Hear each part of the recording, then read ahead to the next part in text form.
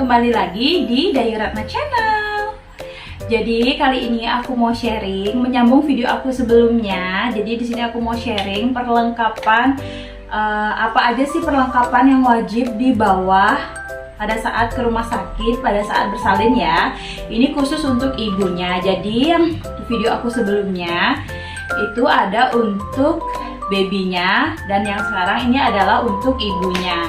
Jadi kalau kalian mau tahu untuk baby itu apa aja sih perlengkapan yang dibawa, itu udah aku sharing videonya di video aku sebelumnya. Nah, jadi ini khusus untuk ibu dan ayah ya, tepatnya, dan apa aja prosedur-prosedur yang mesti dilakukan atau dibawa pada saat ke rumah sakit nanti pada saat persalinan.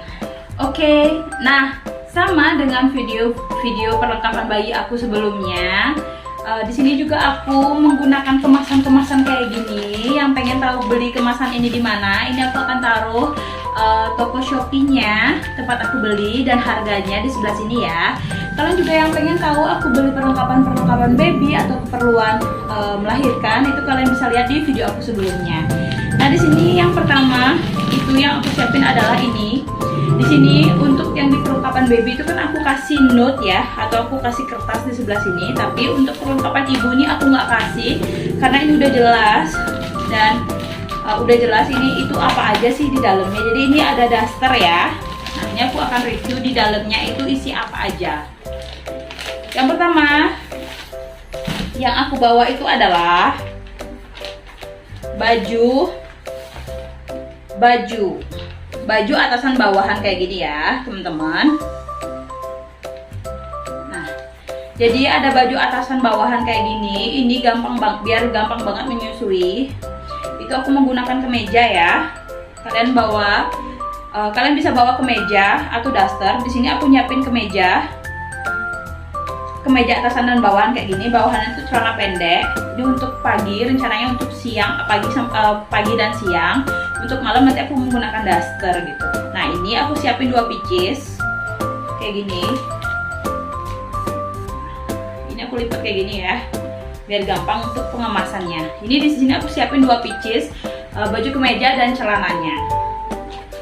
Kemudian aku siapin juga kaos kaki buat malam hari. Ini untuk ayah dan ini untuk ibu. Jadi takutnya kedinginan. AC di rumah sakit itu kadang-kadang dingin banget. Jadi aku siapin kaos kaki dan kaos kakinya 2. Kemudian aku siapin daster ya. Ini dasternya aku siapin 3 pieces. Jadi usahain yang ada kancingannya, daster yang ada kancingannya, atau daster yang busui friendly. Jadi kalian bisa menggunakan daster ini untuk sekalian menyusui ya. Nah, di sini aku menggunakan daster kayak gini, daster panjang yang ada kancingnya di depan. Aku nyiapin 3 untuk baju kemeja dan baju atasan dan bawahan. Ini aku menggunakan kemeja dan bawahan celana pendek. Itu aku siapin 2, dan untuk yang daster aku siapin 3. Nah, untuk ayahnya di sini untuk perlengkapan ayah, aku hanya bawain baju, kemudian celana panjang beserta underwearnya ya, kayak gini. Nah, kenapa ayah itu cuma 1? Karena rumah sakit dan rumah aku itu jaraknya deket dan dia bisa bolak-balik nanti lagi untuk mandi. Jadi nanti akan ada gantian jaga gitu rencananya dengan ipar atau dengan ibu. Jadi dia ada kesempatan untuk mandi dan pulang untuk nanam ari-ari atau menyiapkan perlengkapan lainnya di rumah. Jadi aku hanya siapkan 1 hari aja ya untuk malamnya saja, kayak gini. Nah, untuk kalian yang rumahnya jauh dari rumah sakit atau kalian yang susah buat pulang lagi ke rumah, kalian harus siapin juga ya untuk ayahnya. Jadi celana, baju, underwear, dan perlengkapan yang dibutuhkan ayahnya nanti. Jadi aku di sini cuma nyiapin baju, underwear sama celana doang ya. Oke, untuk perlengkapan selanjutnya yang harus wajib dibawa adalah itu celana dalam. Nah, untuk ibu celana dalamnya banyak ya kalian bawa karena nanti takutnya masih berdarah gitu dan mau ganti pembalut berkali-kali, takutnya tembus atau kebanyakan darahnya yang keluar. Di sini kalian perlu siapin celana dalam. Aku menyiapkan celana dalam itu 6 pieces ya. Nih, 6 pieces celana dalam aku siapin. Takutnya nanti kan di rumah sakit tuh nggak bisa cuci, atau nanti kalau cuci nggak kering. Jadi aku siapin untuk 3 hari itu adalah 6 celana dalam. Kemudian aku menyiapkan BH itu yang menyusui ya, utamakan BH yang menyusui, jadi gampang banget nih buat digunain untuk nyusuin dedek bayinya. Jadi jangan yang ada kawatnya atau yang susah banget buat digunain buat menyusui. Jadi yang cari yang ada kancingnya seperti ini, jadi mempermudah kalian untuk menyusui babynya nanti. Di sini aku nyiapin ini hanya 3 pieces ya. Untuk malam itu aku nggak pakai bra karena agar asinya itu mau aku simpen untuk paginya. Jadi aku mau pompa itu di malam hari. Jadi untuk yang aku gunain BH itu hanya di pagi hari aja. Takutnya itu kan ada yang datang atau ada yang jenguk ya nantinya. Jadi aku menggunakan BH itu hanya di pagi hari aja. Ini aku siapin 3 pieces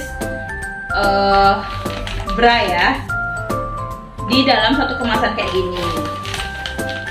Jadi ini gampang banget kalau kalian beli kemasan-kemasan kayak gini, ini gampang banget buat kalian itu ngatur barang-barangnya dan bakal rapih banget tentunya ya.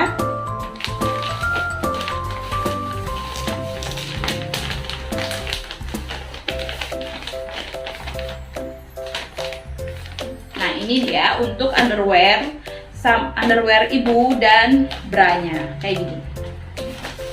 Kemudian perlengkapan selanjutnya itu di sini aku siapin perlengkapan mandi ya, tentunya. Perlengkapan mandi itu dalam satu kemasan juga seperti ini. Di dalamnya ada, jangan lupa membawa perlengkapan mandi, ini wajib banget. Takutnya di rumah sakit itu jauh swalayannya atau tidak menyediakan ya. Nah, di sini dalam satu kemasan ini adanya sikat gigi. Jadi aku bawa sikat gigi itu 2 pieces kayak gini. 2 pieces kayak gini untuk ayah dan ibu. Kemudian aku membawa sabun cair. Kemudian aku bawa pembersih muka. Kemudian aku bawa odol atau pasta gigi. Kemudian aku bawa sisir, jangan lupa membawa sisir. Sabun batangan untuk cuci tangan. Kemudian ada conditioner dan sampo sasetan. Jadi di sini kenapa aku nggak menggunakan yang botolan, agar mudah dalam menggunakan ya. Jadi tinggal dirobek, terus tinggal dibuang. Kalau yang botolan jadi makan tempat atau space gitu. Jadi kita kan hanya 3 hari, jadi siapin yang dibutuhkan aja dan dengan kuantitas atau jumlah yang dibutuhkan saja. Jadi itu yang aku siapin untuk perlengkapan mandinya. Aku nggak bawa kayak pelembab atau nggak bawa kayak bedak dan nggak bawa kayak alis-alis, eyeshadow dan sebagainya, karena aku ingin berinteraksi dengan baby aku. Takutnya kalau misal aku menggunakan make up atau menggunakan bedak pada saat di rumah sakit, aku tuh nggak bisa cium baby atau nggak bisa dekat dengan baby. Takutnya dia tuh iritasi dengan produk kecantikan yang aku gunakan. Jadi aku tidak menggunakan apapun kecuali yang aku sebutkan tadi. Jadi itu menurut aku biar lebih aman ya, safety untuk menyusui babynya kayak gitu. Nah ini satu pocket untuk perlengkapan mandinya ya, udah selesai aku review. Jadi kayak gini, ini gampang banget dibawa ke dalam kamar mandi, jadi nggak basah juga dan benar-benar irit tempat ya.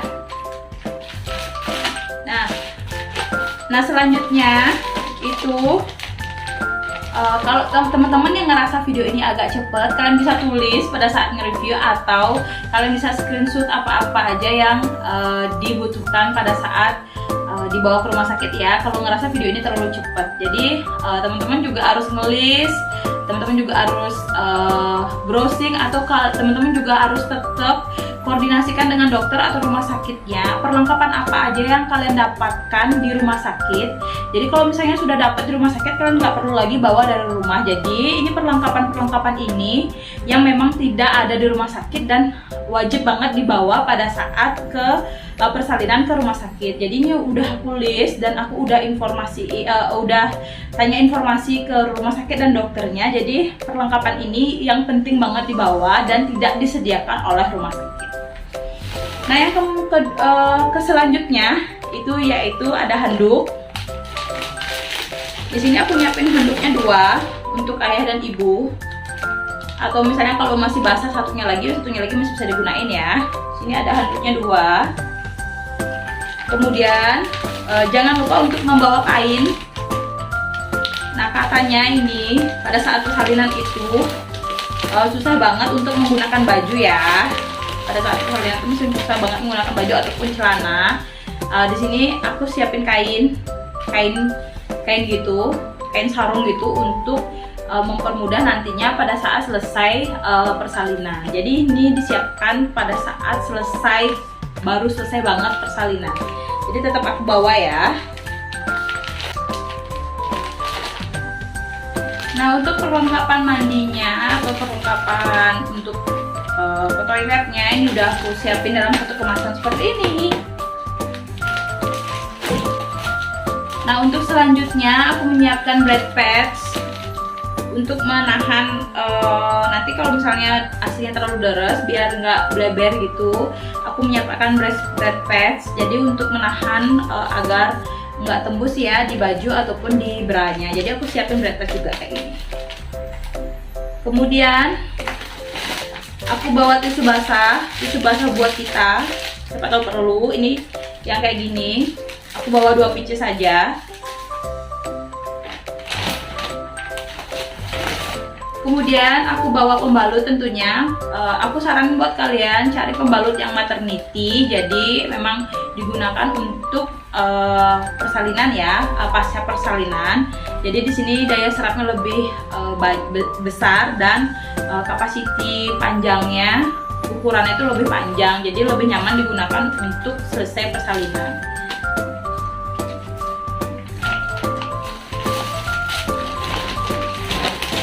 Kemudian jangan lupa membawa tisu kering kayak gini dan masker. Jadi di era pandemi gini kalian tetap harus menyediakan masker ya pada saat di rumah sakit. Jadi masker cadangan dan tisu.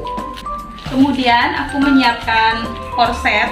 Jadi korset yang ini, yang ikat ini selesai banget persalinan. Aku pakai yang ini. Ukurannya ukuran L ya. Buat kalian yang pengen tahu belinya di mana, aku udah review di video aku sebelumnya. Jadi kalian bisa cek di sana ya.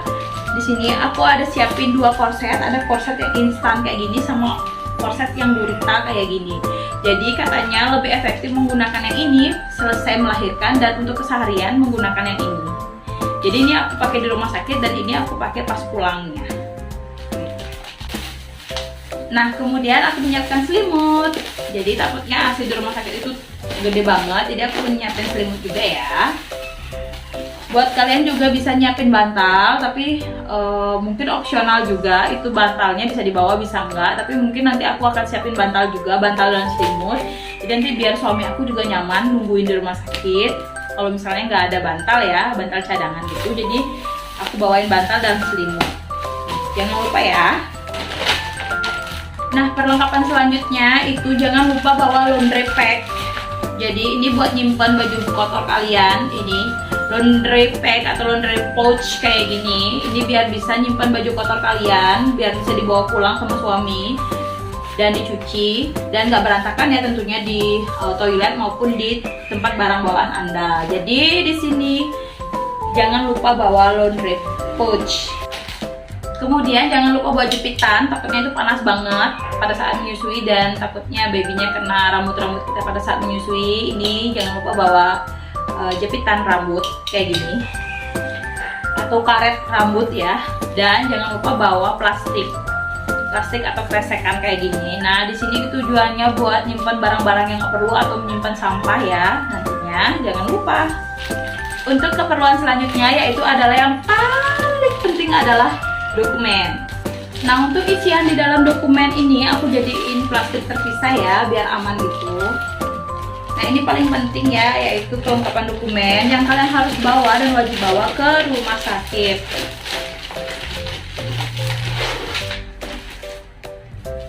Nah di sini jangan lupa di map ya, biar nggak kececer gitu atau diplastikin, dikategoriin gitu. Nah di sini ada buku pink. Ini adalah saksi perjalanan kehamilan kalian. Harus kalian bawa ini buku pinknya. Kemudian buku kontrol kayak gini. Buku kontrol kayak gini kalian harus wajib banget bawa biar dokternya bisa nge-review ya pada saat persalinan itu gimana sih riwayat kehamilan kalian. Nah di sini juga apapun riwayat pemeriksaan itu kalian harus wajib bawa, kayak tes atau hasil-hasil lab itu juga kalian tetap harus bawa ya, wajib banget kalian bawa biar pada saat penanganan itu tepat dan sesuai dengan apa yang kalian butuhkan dengan riwayat kehamilan kalian. Nah kemudian dokumen selanjutnya ini dalam satu map ini adanya yaitu membawa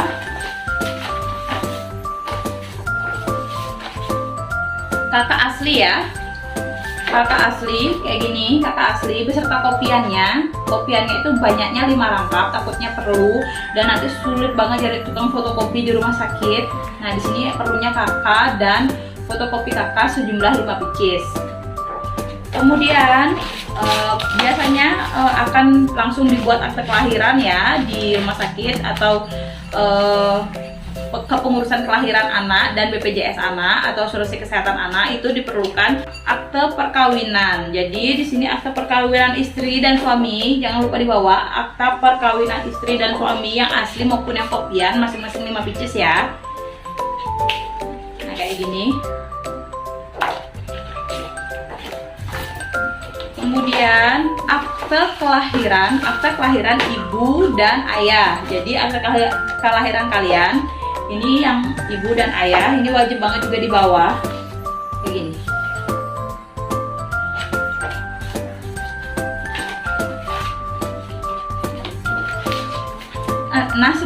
Nah semuanya itu masing-masing 5 pieces ya, di copy. Jangan lupa dibawa juga yang asli dan yang di copy. Jadi ditaruh di satu map gini biar nggak kececer. Nah jadi dijadikan satu map gini biar nggak kececer ya. Nah kayak gini. Kebutuhan selanjutnya yaitu ada KTP dan kartu kesehatan, jaminan kesehatan ya untuk ayah dan ibu. Jadi di sini aku pakai tempat kayak gini biar gampang. Jangan lupa di copy juga masing-masing 5 pieces di dalam map yang tadi. Untuk KTP dan BPJS-nya aku taruh sini karena dia bentuknya kartu, takutnya kececer ya atau jatuh. Nah di sini menyiapkan kartu rumah sakit tentunya. Kemudian setelah kartu rumah sakit adalah kartu BPJS. Setelah kartu BPJS itu menyiapkan KTP suami istri. Jadi jangan lupa KTP suami istri itu dibawa yang asli dan yang kopian. Nih KTP suami istri kayak gini.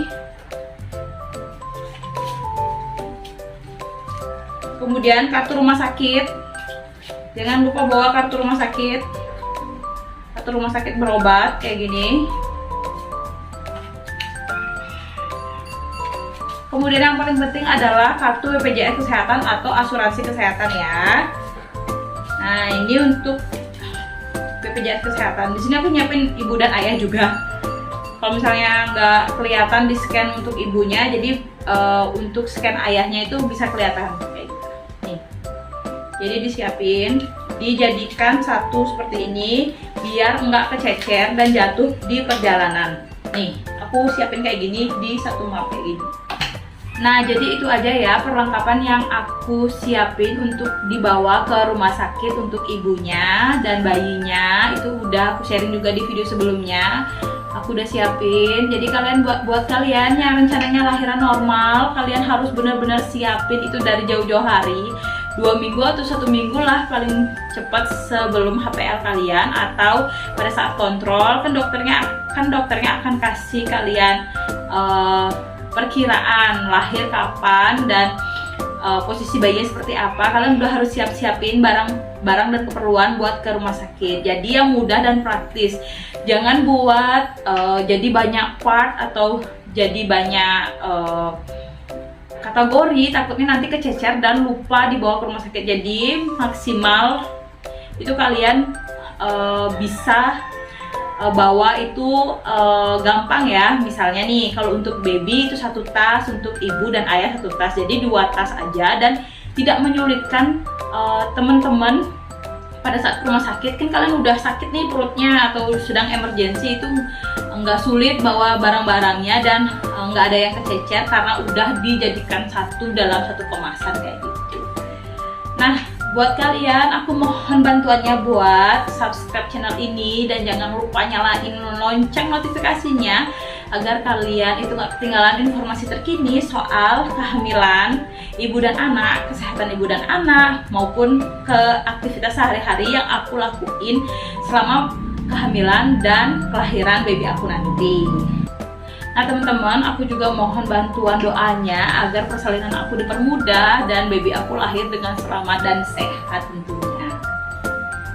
Nah sekian dulu ya video dari aku, semoga video ini bermanfaat dan kalian dapat menggunakan video ini sebagai edukasi ataupun kesiapan perlengkapan persalinan kalian ke rumah sakit. Jadi segitu dulu, bye bye.